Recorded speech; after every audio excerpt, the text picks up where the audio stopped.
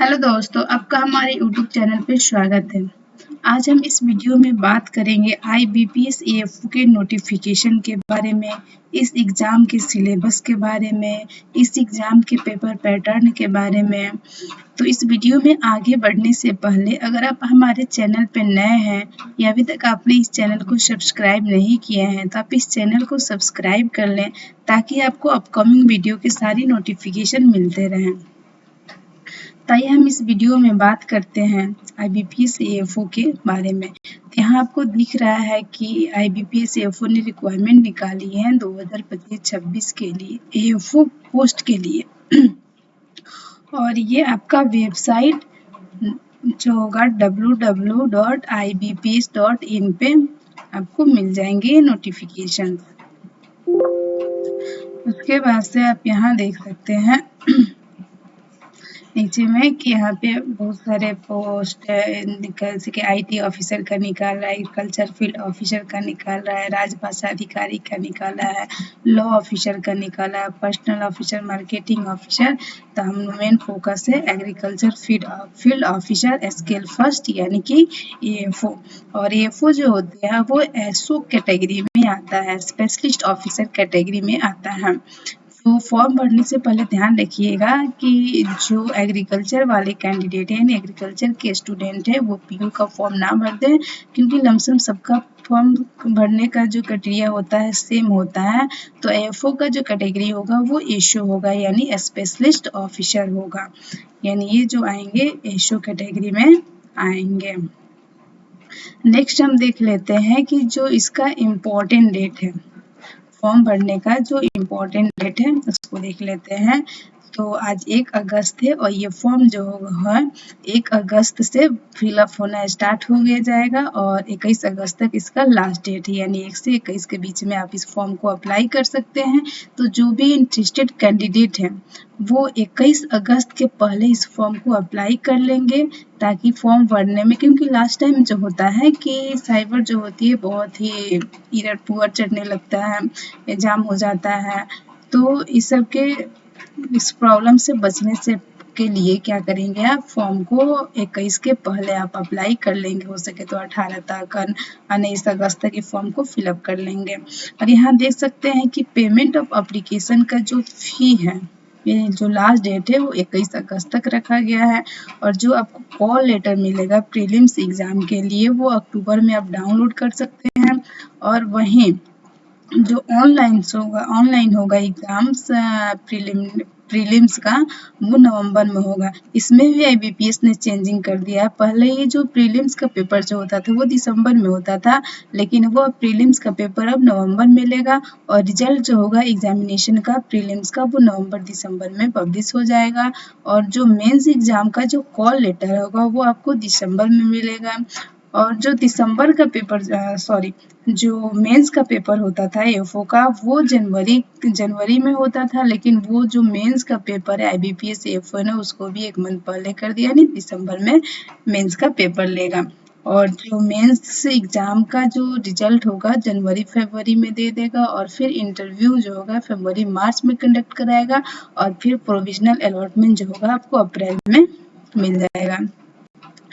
Next हम बात कर लेते हैं कि ये आपका सब नेक्स्ट दिया हुआ है कि आप यहाँ पे क्या क्या देख सकते हैं। तो नेक्स्ट हम बात कर लेते हैं इसमें कि जो एलिजिबिलिटी क्राइटेरिया, तो ये आपको पार्टिसिपेटिंग बैंक है, कौन कौन से बैंक ने आपको पोस्ट मतलब वैकेंट सीट निकाला हुआ है। और यहाँ पे एलिजिबिलिटी क्राइटेरिया में ग्रेजुएशन आपका होना चाहिए, वो भी फाइनल ईयर डिग्री होना चाहिए आपके पास, यानी ग्रेजुएशन कंप्लीट होना चाहिए। अगर आप 7th या 8th सेम में हो तो भी आप इस फॉर्म को अप्लाई नहीं कर सकते हैं, या फिर आपका पेपर हो गया और 21 के पहले आपका रिजल्ट मिल जाता है तो आप इस फॉर्म को अप्लाई कर सकते हो, अदरवाइज इस फॉर्म को अप्लाई नहीं कर सकते हो। और इंडिया का सिटीजनशिप होना चाहिए। और यहाँ पर देखिए एज के बारे में बात कर लेते हैं। तो एज को रिगार्डिंग क्या है 1 अगस्त 2024 से, और यहाँ पे मिनिमम एज जो है 20 ईयर्स है और मैक्सिमम एज जो है 30 ईयर्स है एएफओ के लिए।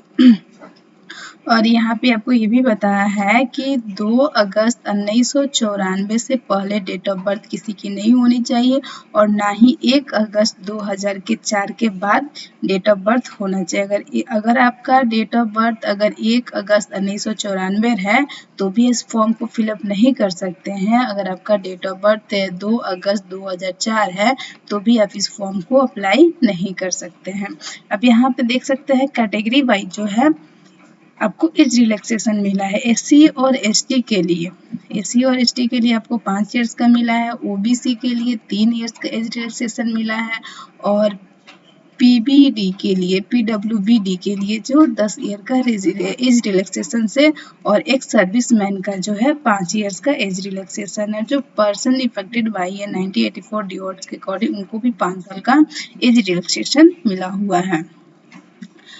नेक्स्ट बात कर लेते हैं कि जो ये सब देख रहे हैं कि रिजर्वेशन कैटेगरी का है और यहाँ पे ये सब कैटेगरी वाइज दिया हुआ है, गाइडलाइंस दिया हुआ है कि ईडब्ल्यूएस का क्या गाइडलाइंस है, पीडब्ल्यूबीडी का क्या गाइडलाइंस है। अब यहाँ पे देख सकते हैं सारे गाइडलाइंस दिया गया है, ईडब्ल्यूएस का है।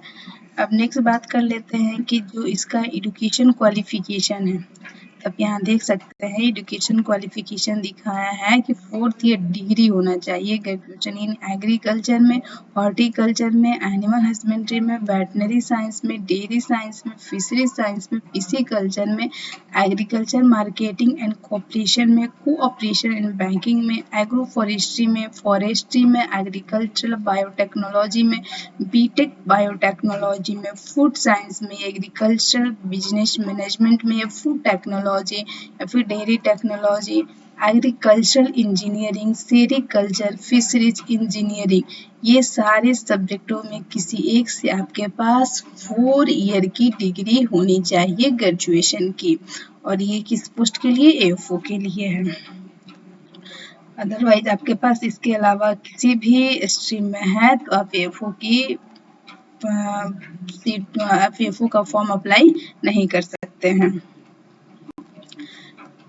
नेक्स्ट बात कर लेते हैं कि जो एप्लीकेशन फ़ी है रखा गया है इस फॉर्म को अप्लाई करने के लिए वो कितनी है।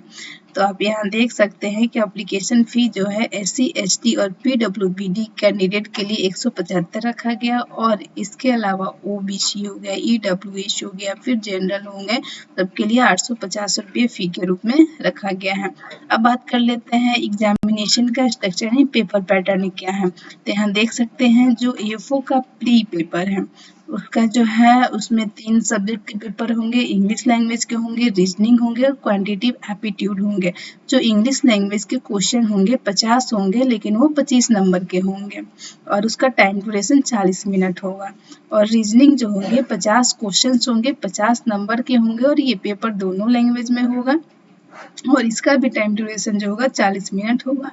और जो नेक्स्ट क्वांटिटेटिव एप्टीट्यूड है उसके भी 50 क्वेश्चंस रहेंगे और 50 नंबर के रहेंगे और ये भी पेपर जो होंगे आपको इंग्लिश और इंग्लिश में, हिंदी और इंग्लिश यानी दोनों लैंग्वेज में होंगे और ये भी 40 मिनट के होंगे। यानी टोटल नंबर ऑफ क्वेश्चन आपका होंगे 150 और टोटल नंबर ऑफ मार्क्स होंगे 125 और आपको टाइम ड्यूरेशन मिलेगा 2 आवर्स यानी 2 घंटे में आपको 150 क्वेश्चंस करने होंगे।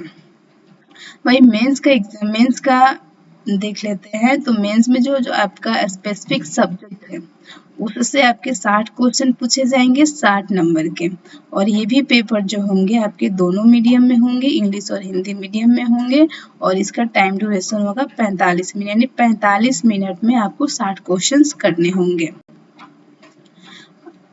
नेक्स्ट बात कर लेते हैं कि जो ये सब आपका एग्जामिनेशन सेंटर हो गया, स्कोर हो गया, यानी पेपर जो होगा 3 टर्म में होगा। पहले होगा प्रीलिम्स होगा, फिर आपका मेंस होगा, फिर इंटरव्यू होगा। नेक्स्ट बात कर लेते हैं कि इसमें जो होगा आपको एक डिक्लेरेशन भी देना होगा। नीचे आपको दिखाते हैं, आइए थोड़ा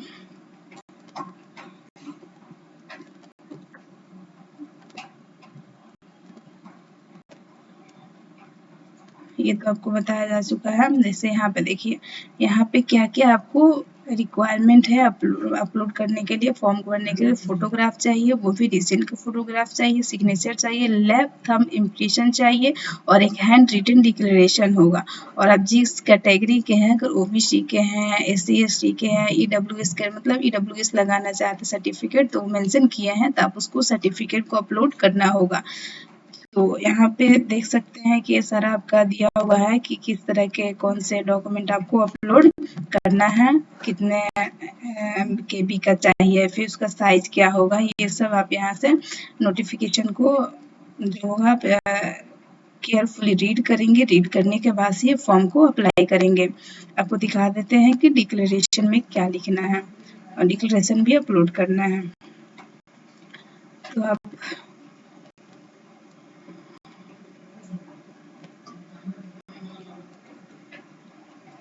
ये आपका बैंक वाइज है कि किस बैंक में कितनी पोस्ट आई है। यहाँ पर आप देख रहे हैं नॉन NR है, नॉन NR मतलब नॉन रिपोर्ट, यानी बैंक जो अभी तक के वैकेंसी को रिपोर्ट नहीं किया है, हो सकता है इसमें आ भी सकता है सीट, वैकेंट हो भी सकता है और नहीं भी हो सकता है। तो ये सब आपका ये बैंक अपना दिखाया है कि किस बैंक में कितना सीटें खाली हैं। ये आपका सेंटर है, पेपर देने के लिए आप कौन कौन से सेंटर को चूज कर सकते हैं। यहाँ पे आपका दिया है, इंस्ट्रक्शन दिया हुआ है फोटो अपलोड करने का, सिग्नेचर अपलोड करने का, लेंथ थंब इम्प्रेशन करने का, हैंड रिटन जो डिक्लेरेशन है उसको अपलोड करने का कि कितने KB में आप इसको कर सकते हैं, उसका साइज क्या होगा। तो देख रहे हैं यहाँ पे डिक्लेरेशन दिखा रहा है कि ये आपका डिक्लेरेशन है। तो यहाँ पे क्या करना आई है और यहाँ पे जो आपका नाम है, आपके सर्टिफिकेट पे यहाँ पे नाम लिखना है। फिर इसी को अपने ये जो डिक्लेरेशन होगा वो ब्लैक इंक से लिखना होगा और सिर्फ इंग्लिश में लिखना होगा और उसको लिख के अपलोड करना है। लेंथ थंब इम्प्रेशन जो वो भी ब्लैक इंक से ही होगा। तो ये सब थी general instruction according to A4 form fill up के लिए। अब हम इसमें जो इस बार A4 ने क्या किया है कि इस बार जो है IBPS A4 ने एग्रीकल्चर कैंडिडेट को चौंका दिया है। क्यों? क्योंकि बहुत ही कम वैकेंसी दिया हुआ है, यानी इसमें जो है टोटल पोस्ट की बात कर ले तो 346 ही पोस्ट आई हुई है। A4 में जो 346 ही पोस्ट आई है, यानी कह तो सकते हैं इसको कि ऊँट के मुंह में जीरा के बराबर है, लेकिन कहा जाता है ना कुछ पाने के लिए कुछ खोना पड़ता है। तो अब टाइम आ गया है कि अपने कुछ 6 मंथ के लिए गायब कर लो। गायब करने का मतलब नहीं कि हाँ इस दुनिया से ही चले जाओ, मतलब कि इस दुनिया वाले के लिए आप गायब हो जाओ 6 मंथ के लिए। मतलब कि इस साल या तो मतलब आप क्या कह सकते हैं कि अगर आपका आगाज मेहनत का होगा तो उसका अंजाम तो सिलेक्शन होना ही होना है, लेकिन आगाज तो अब आपके हाथों में है। तो डरिए मत, पॉजिटिविटी के साथ खुद को आगे लेकर चलिए, क्योंकि ये प्रॉब्लम तो हर किसी के साथ है, सबके लिए वैकेंसी कम आई है, यानी 346 वैकेंसी है तो सबके लिए कम है, आपके लिए तो नहीं है। इसलिए क्या कीजिए कि आप पॉजिटिविटी के साथ आगे बढ़िए, क्योंकि आपको तो एक सीट से मतलब है। तो आप प्रिपरेशन में लग जाइए और ये वैकेंसी कम नहीं है, एक सीट के लिए काफ़ी है और आप तैयारी करेंगे या नहीं आपके हाथों में है। ये मैंने कह सकते हैं कि ये जो है सिर्फ टाइम पे डिपेंड करता है कि आप अपना समय कितना इस पे दे रहे हैं, समय अपना गंवा रहे हैं कि आप इस पे अपना समय दे रहे हैं। तो आपके पास बहुत टाइम है, एटलीस्ट 6 मंथ काफ़ी होते हैं F की तैयारी के लिए। तो आप लग जाएं F की प्रिपरेशन में। हमारे वीडियो पे बने रहने के लिए धन्यवाद।